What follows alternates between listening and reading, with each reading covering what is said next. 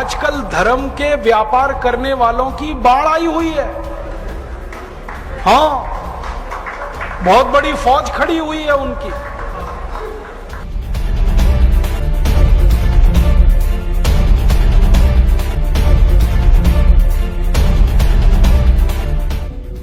शराब का सबसे पहला फायदा, शराब आपके कॉन्फिडेंस को बढ़ाती है।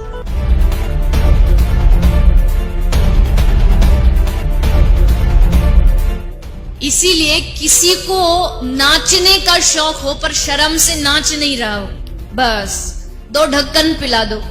और इस रास्ते पर हमको भटकाने वाले 10-20 नहीं है, सैकड़ों लोग हैं। कि अगर इस्लाम को पूरी दुनिया अगर स्वीकार कर ले तो इसमें कोई बुराई नहीं है, तो ऐसे हिंदू धर्म को मैं तिलांजलि देता हूं। हिंदू धर्म कुछ नहीं है।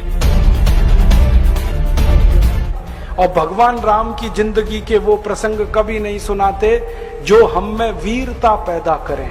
सूरत आपकी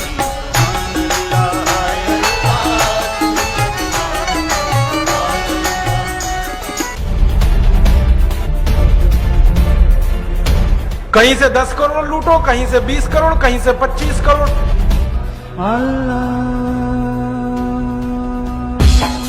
तेरी मोहब्बत दिल में है या अल्लाह, तेरी मोहब्बत दिल में है या अल्लाह। मैंने देखा है क्या क्या पाखंड और नौटंकी चलता है। जिस समय नमाज पढ़ी जाए तो हम भी प्रयास करें कि अपनी भागवत बंद करके 5 मिनट के लिए उनके लिए हम अल्लाह को प्रणाम करें। क्या जाता है, क्या फर्क पड़ता है। एक आया राम की कथा कहेगा 10 करोड़ लेके जाएगा, दूसरा कृष्ण की कथा कहेगा वो 15 करोड़ लेके जाएगा। मुझे मैं राम कथा में संकीर्तन कराता हूँ और बीच में हरि बोल करा कराता अली मौला अली मौला अली मौला बुलाता हूँ और पूरी सभा अली मौला का कीर्तन करती है। तो कई धर्मगुरु मुझे भी पूछते हैं कि आप हरि बोल के साथ अली मौला को क्यों लाते हैं। मैंने कहा मैं लाता नहीं, अली मेला मुझसे बोल रहा है। ये बापू नहीं है, डाकू है। बापू नाम तो शर्म आती है कहते हुए, और माला पकड़ा देते हैं कि राम राम राम राम राधे राधे राधे राधे राम राम राम राम राधे राधे, बस यही करो देश तो ठीक हो जाएगा।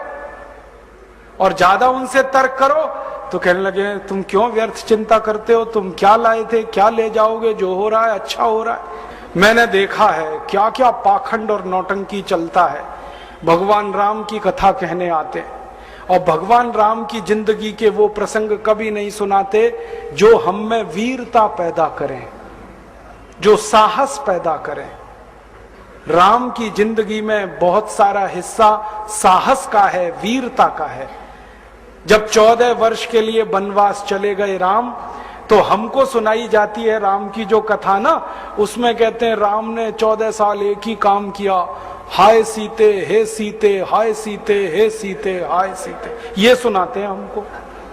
हाँ, यही सुनाते हैं निकाल के कहानी में से। और मैं कहता हूं कि राम को अगर हाय सीते हे सीते हाय सीते यही करना था 14 साल, तो दूसरा विवाह क्यों नहीं कर लिया। सैकड़ों राजा तैयार थे अपनी राजकुमारियों को राम को देने के लिए, वो तो कर लेते दूसरा विवाह। क्योंकि हाय सीते हे सीते हाय सीते हे सीते, एक स्त्री के लिए अगर वो इतने ही बिलख रहे थे, तड़प रहे थे, दूसरा विवाह कर लेते। तो ये सब चुप हो जाते हैं, फिर बात नहीं करते।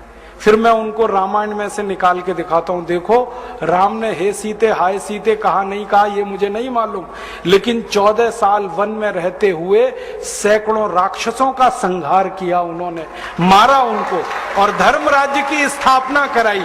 ये कहानी नहीं सुनाते क्योंकि इससे वीरता पैदा होती है।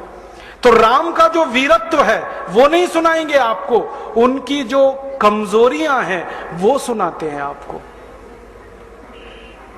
और राम कथा जब वर्णन की जाती है तो मंच पे बैठ के आहा कैसे आंसू ढलल ढलल आंसू निकलेंगे, आपको भी रुलाएंगे, खुद भी रोएंगे।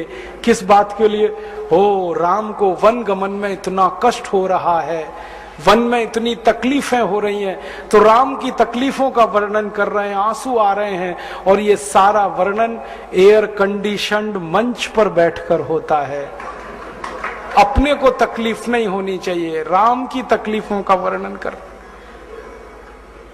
एयर कंडीशन मंच चाहिए, एयर कंडीशन घर चाहिए रहने के लिए, एयर कंडीशन कार चाहिए, और चार्टर्ड प्लेन चाहिए आने और जाने के लिए, तब राम की कथा सुनाई जाएगी।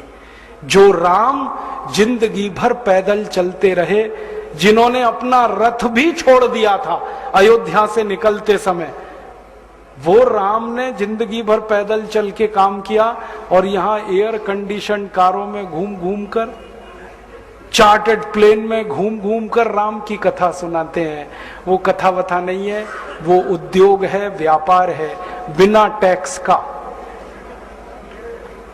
और मुझे बहुत शर्म है ये कहते हुए, समय आने पर प्रमाण से बात करूंगा कि राम कथा कहने वाले ब्लैक मनी को व्हाइट मनी करने के काम में लगे हुए एजेंट हैं, और इससे ज्यादा कुछ नहीं।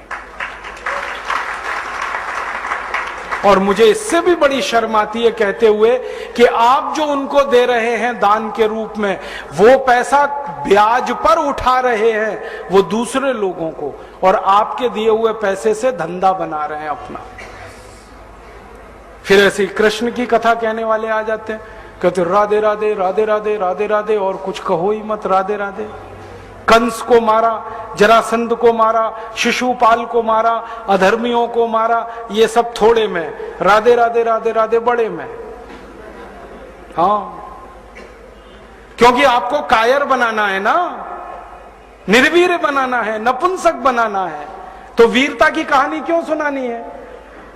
तो चुन चुन कर ऐसी कहानियां सुनाते हैं। और मैं आपको बहुत गंभीर बात कह रहा हूं कि ये सारे हमारे देश में जो पाखंडी लोग हैं ना, राम और कृष्ण की कथा कहने वाले, ये सरकारों के साथ मिले हुए हैं, क्योंकि सरकारों ने इनको एक कान में मंत्र फूंका है, तुम लोगों का ध्यान इस तरफ भटकाते रहो ताकि कोई महंगाई के खिलाफ न लड़े, गरीबी के खिलाफ न लड़े, बेरोजगारी के खिलाफ न लड़े, अत्याचार के खिलाफ न लड़े, वो डूबा रहे राधे राधे राधे राधे राम राम राम राम, बस इसी में। और समझाते रहो, तुम क्या लाए थे, तुम क्या ले जाओगे, क्यों व्यर्थ चिंता करते हो, जो हो रहा है अच्छा हो रहा है, आगे होगा और भी अच्छा होगा। एक रास्ता ये है। अब दो रास्ते हैं अपने सामने, एक रास्ता भगत सिंह का, ऊधम सिंह का, चंद्रशेखर का, एक रास्ता हमारे ये धर्म गुरुओं का, पाखंडियों का, जो राम की कथा, कृष्ण की कथा। मुझे बहुत ऑफर आए हैं, मैं आपको दिल का दर्द बता रहा हूं, सच में कह रहा हूं, आपसे नाम नहीं लेता। मुझे ऑफर आए कि तुम कहां बेकार भटक रहे हो, मेरे साथ आ जाओ। मैंने कहा बापूजी क्या होगा उसमें? तो कहने लगे जितना मिलता है वो डबल हो जाएगा। मैं बोल रहा कैसे? तो उन्होंने कहा तुम्हारी वाणी में बहुत जोर है, और मेरे पास लोगों की भीड़ इकट्ठा करने का, मजमा लगाने का तरीका है। मैं ऐसा डमरू बजाता हूं कि सब इकट्ठे होते हैं, और तुम्हारी वाणी में जोर बहुत है, मिलके लूटेंगे, थोड़ा तुम्हारा थोड़ा मेरा।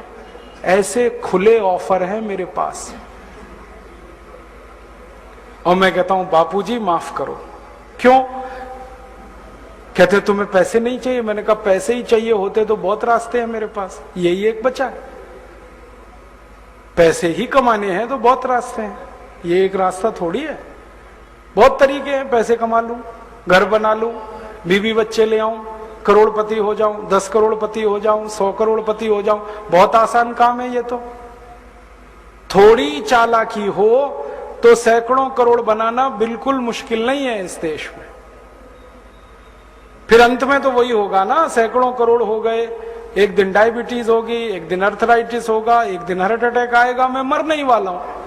तो मरना तो है ही, वहां भी शायद जल्दी मरूं, क्योंकि जब शरीर में तामस वृत्ति आती है ना तो जल्दी मरता है आदमी। जब तक सात्विक रहता है तब तक थोड़ा दम रहता है, तो तामस वृत्ति आएगी, मरना मुझे वहां भी है। तो क्यों ना इस रास्ते पे चल के मरूं जहां सात्विक वृत्ति भी है, मरना है ये तो पक्का ही है, जिंदा तो कोई रहेगा नहीं। तो भगत सिंह का रास्ता क्या बुरा, ऊधम सिंह का रास्ता क्या बुरा, चंद्रशेखर का रास्ता क्या बुरा? कुछ करके मरो ना। मरेंगे ये सब भी।